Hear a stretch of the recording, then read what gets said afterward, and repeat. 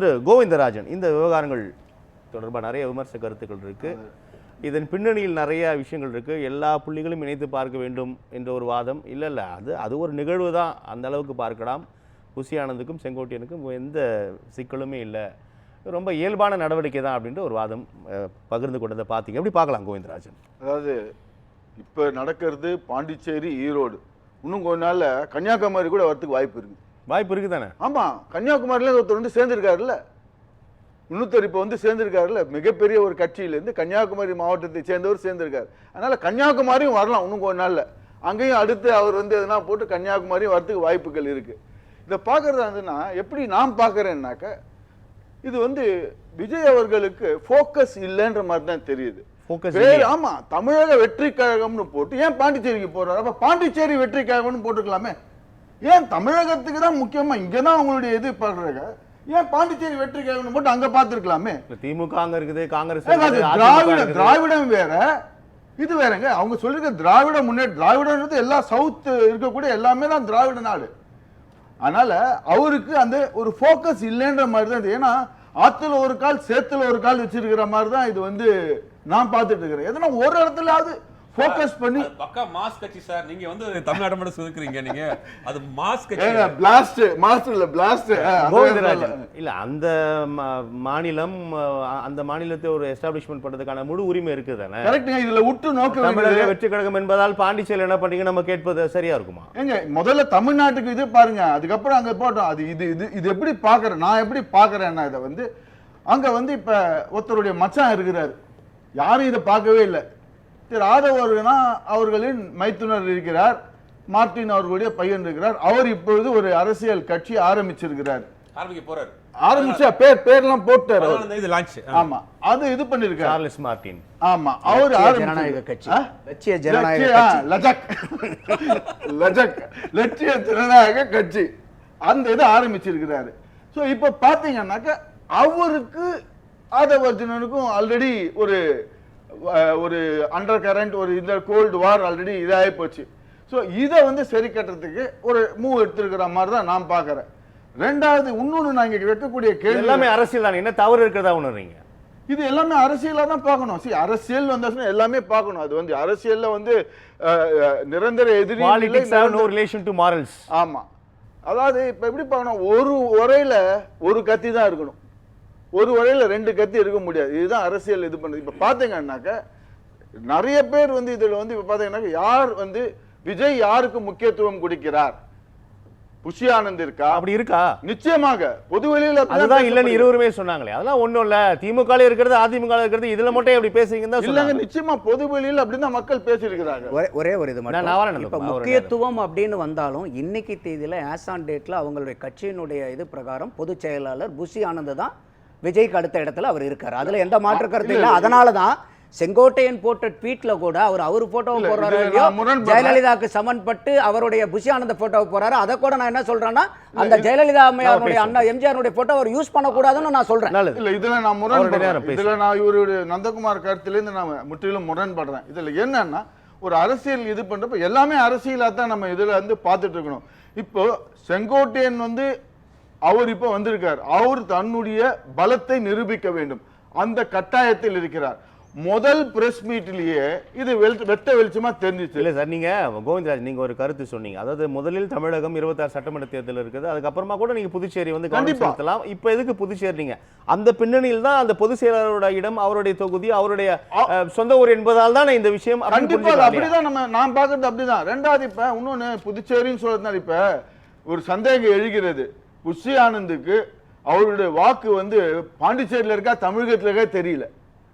அவர் வந்து அவருடைய இந்த ஓட்டர் லிஸ்ட்ல அது இனிமே வந்தா தான் தெரியும், அவருடைய ஓட்டு வந்து பாண்டிச்சேரியில் இருக்கா தமிழகத்தில் இருக்கான்னு. அதுவே மிகப்பெரிய ஒரு கேள்வியா தான் தெரியல. அது ரெண்டாவது இப்ப நரேஷ் சொல்லுவாருன்னு பார்க்கலாம், நரேஷ் சொல்லுவார் பார்ப்போம். ரெண்டாவது திரு செங்கோட்டையன் இப்ப இருக்கக்கூடிய இதுல அவர் தங்களுடைய பலத்தை நிரூபிக்க வேண்டிய கட்டாயத்தில் இருக்கிறார். இந்த முதல் பிரஸ் மீட் விஷயத்துக்கு முதல் பிரஸ் மீட்லயே ஆதவர்ஜுனா அந்த துண்டை போடுறாரு, இவரு அந்த துண்டை வேண்டாம்னு சொல்லிட்டு இது பண்ண அப்பவே ஆரம்பிச்சாச்சு. அப்பவே அந்த அதாவது இந்த கோல்டு வார்னு சொல்லுவாங்க ஆங்கிலத்தில், அப்பவே ஆரம்பிச்சாச்சு. அதை வந்து இது மேற்கொண்டு பல்வேறு இந்த இது போச்சுன்னா செங்கோட்டையன் அவர் இப்ப ஒரு கேட்ச் 22 என்று சொல்வார்கள் ஆங்கிலத்தில், அந்த ஒரு தர்ம சங்கடமான ஒரு சூழ்நிலையில் இருக்கிறார் செங்கோட்டையன் அவர்கள்.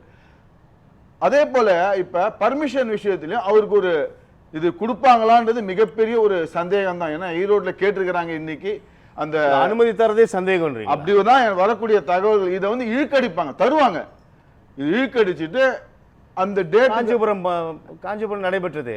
காஞ்சிபுரத்தில் அது இண்டோர் மீட்டிங் சார். அது வந்து வெளி பொது, அது வந்து உள்ள இண்டோர்ல ஒரு நடந்தக்கூடிய ஒரு காலேஜ் உள்ளார இண்டோர்ல நடந்த மீட்டிங். நம்ம காஞ்சிபுரத்தையும் ஈரோடையும் கம்பேர் பண்ண முடியாது. காஞ்சிபுரத்தில் 2000 பேர் தான் வந்திருந்தாங்க. அந்த இண்டோர் இதுல வந்து 2000 பேர் தான் வந்திருந்தாங்க. பட் ஈரோடுன்றது அவங்க சொல்லக்கூடியது 75,000 பேர். அந்த 75,000 பேருக்கு அவருடைய பலத்தை காட்டுவார். ரெண்டாவது எல்லாரும் உற்று நோக்கக்கூடியது திரு செங்கோட்டையன் அவர்கள் அதிமுக எவ்வளவு பேரை கூட்டு வர போறார். அவர் சொல்லியிருக்கிறது பொறுத்திருந்து பாருங்கள்னு சொல்லியிருக்கிறார். அதிமுக எவ்வளவு பேர் வரப்போறாங்க. அன்னைக்கு சேர்ந்தது பாத்தீங்கன்னா அவரோட இருந்த கூட அவரோட பயணித்த அதிமுக நீக்கப்பட்டவர்கள் தான் அவரோட அன்னைக்கு சேர்ந்தாங்க. ஒரு 50-60 பேர் சேர்ந்திருக்காங்க. இவர் வெளியில இது பண்ணிருக்கிறது ஈரோடுல நிறைய பேர் சேருவாங்க அப்படின்ற மாதிரி சொல்லி இது பண்ணிருக்காரு. அதை தான் உற்று நோக்கி இருக்கிறார்கள். அந்த இது சரியா வரலன்னு வச்சுங்களேன், இவருடைய இது அவ்வளவுதான். மேற்கொண்டு இவர் go back to square one. So அந்த அவர் பலத்தை நிரூபிக்கிறதுக்கு பார்த்துருக்கிறாரு. பாண்டிச்சேரி நான் சொன்ன மாதிரி இந்த சார்லஸ் அவர் வந்து அவருக்கும் ஆனந்துக்கும் ஆதவர்ஜுனாவுக்கும் உள்ளார ஒரு இதுல யார் பெரியவர்கள், இங்க யார் நான் பெரியவன், அந்த ஒரு செங்கோட்டையன் தன்னுடைய பலத்தை நிரூபிக்க வேண்டிய இடத்தில் இருக்கிறான்னு சொல்றீங்க. அது எல்லாமே தாவேக்கு அவருக்கு பலம் சேர்க்கும் தானே கேட்கிறேன். கட்சிக்கு பலம் சேர்க்கும் தானே. கட்சிக்கு இவருக்கு அவரு நிறைய, அதாவது அவருடைய அரசியல் அனுபவங்கள் நிச்சயமாக பலம் சேர்க்கும், மாற்று கருத்து இல்லை. ஆனால் இது மூலியமாக வாக்குகளாக மாறுமா, இவர் வருகையால் அதை அனைத்தும் வாக்குகளாக மாறுமா என்றால் நிச்சயமாக அதில் சந்தேகம்தான். ஏன் அப்படி சொல்றீங்க? ஏன் சந்தேகம்? இவரை கவுக்கிறதுக்குன்னே நிறைய பேர் இருக்காருங்க. செங்கோட்டையனை வெற்றி பெய்யக்கூடாதுன்னு 3-4 பேர் ரெடியா இருக்காங்க. திமுக இருக்கிறது, திமுக இறங்குவாங்க இப்ப களத்துல, அதிமுகவும் இறங்குவாங்க இவரை தோக்க அடிக்கணும்னு சொல்லிட்டு. எல்லாரும் இவர் இது பண்ணி இவர் வந்து பகைவர்களை இந்த தாவாக்கால போய் சேர்ந்துன்னா பகைவர்களை நிறைய சம்பாதிச்சுக்கிட்டாரு. இது வந்து எல்லாரும் இப்ப இவருக்கு வந்து எதிர்த்து தான் வேலை செய்வாங்க. அதனால அவர் இப்ப வந்து கட்டாயமான ஒரு நிலைமையில தன்னை நிரூபிக்க வேண்டும் என்ற நிலையில இருக்கிறார். இன்னொன்று நண்பர் நரேஷ் சொல்லியிருந்தார், சில கருத்துக்களுக்கு நான் சொல்றேன். அதை வந்து கார்த்திகை தீபத்துக்கு அவர் ட்வீட் போட்டார். அந்த ட்வீட்டை டெலீட் பண்ணேன்னு சொல்லியிருந்தார். மக்கள் ஏன் விஜய் அவர்கள் கார்த்திகை அவர் ஏன் இது ட்வீட் போடல? இப்ப கிறிஸ்துமஸ் வருது, ஆவலோட எதிர்பார்க்கறாங்க. கிறிஸ்துமஸ்க்கு நிச்சயமாக ட்வீட் போட. கார்த்திகை தீபத்திற்கு எந்த பெரும் தலைவர்கள் யாரும் ட்வீட் போடல. எல்லாரும் போட்டிருந்தாங்க. பிஜேபியில போட்டிருந்தாங்க தலைவர்கள், எடப்பாடி பழனிசாமி போட்டிருந்தாங்க, திமுக தவிர மற்ற எல்லாரும் போட்டிருந்தாங்க. கார்த்திகை தீபத்துக்கு உண்டான அந்த இதுக்கு வந்து வாழ்த்துக்கள் வெயிட் பண்ணிட்டு இருக்கிறாங்க. இது விஜய் போடல, அது இவர் போட்டது. அதுலதான் மெயினே பிரச்சனையே எங்க வந்துச்சுன்னா, இவர் கார்த்திகை அவங்க கொள்கைக்கு முரணாக இவர் விஜய் வந்து எந்த ஒரு இந்து பண்டிகைகளுக்கு தீபாவளிக்கு ஏதோ ஒரு ஒத்த வரியில போட்டுட்டாரு. அதை டெலீட் பண்ண கையோட மீண்டும் அதை பண்ணிட்டு போட்டுட்டாரு.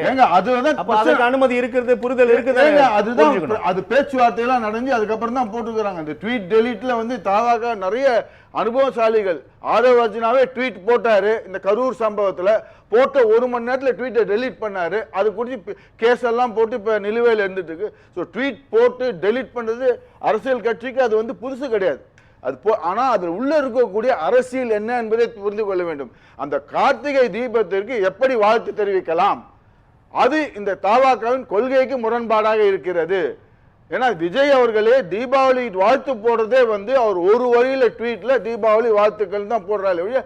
அது வந்து ஒரு போஸ்டர் போல போட்டு டிசைன் பண்ணியோ போடல. அங்கதான் வந்து பிரச்சனைக்கு ஆரம்பமே அதுதான். அதை இங்க நான் தெளிவுபடுத்த விரும்புறேன். ரெண்டாவது, மேரேஜ் ரிசப்ஷனுக்கு இங்கேருந்து போனார். நேற்றைக்கு யாரோ ஒரு சினிமா தயாரிப்பாளருடைய இதுக்கு போயிருந்தாரு. அந்த போறப்ப இங்கேருந்து தனியா ஒரு தனிப்பட்ட முறையில போய் பார்க்கிறவர்.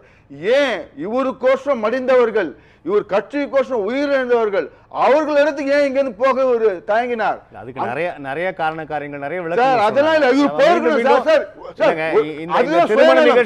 நீங்க ஒப்பிடுவீங்களா சார்? இது சுயநலம், அது சினிமா. என்னுடைய பர்சனல் சுயநலத்துக்கோசம் நான் போறேன். எனக்கு அங்க இருந்து இப்ப வருமானம் வருது சினிமா இதுல இருந்து, நான் அங்க போவேன்.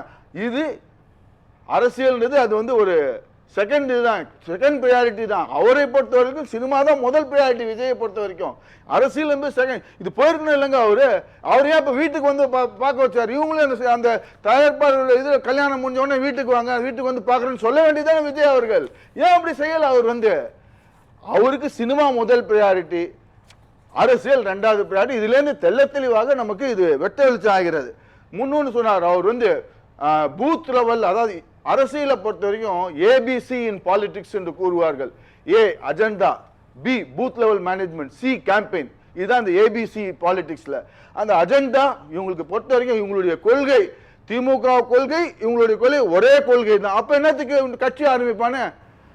அதே போல பூத் லெவல்ல பத்தி சொன்னார். Booth level management, booth level மேனேஜ்மெண்ட்ல இன்றைக்கு பாத்தீங்கன்னா அனைத்து இந்திய அண்ணா திராவிட முன்னேற்ற கழகமும் திராவிட முன்னேற்ற கழகம் ரெண்டு பேரும் சேர்த்து தான் எலெக்ஷன் கமிஷனால் அங்கீகரிக்கப்பட்ட அந்த பிஎல்எஸ் 2,96,000 பேர் இருக்கிறாங்க. எல்லாம் உயரத்தாழ திருத்தத்துக்கு அது உட்பட்டது நான் சொல்லக்கூடிய இந்த புள்ளி வரும்.